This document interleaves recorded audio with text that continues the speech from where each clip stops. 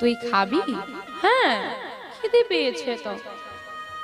ও এই নে, ভগবানের বদনে তুলে দিয়েছে ওই হাত, তাই সেবা করছে ভগবান।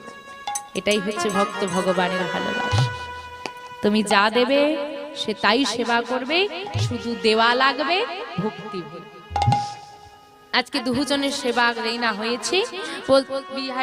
বিহারীর কাছে গিয়ে গোপাল বলছে, দাদা তাহলে এবার বিদায় দাও, আমি বাড়ি ফিরে যাই। বিহারী বলছে, না ভাই, চুপ করে বস বস, একা একা এসেছিস আর একা একা আমি যেতে দেব না, যেতে হলে আমার সঙ্গে যাবে। ভগবান বলছে, মহাবিপদ। আরে একটা তো অরিজিনাল গোপাল তো ঘরে আছে, আবার যদি একটা গোপাল যাই কি হবে?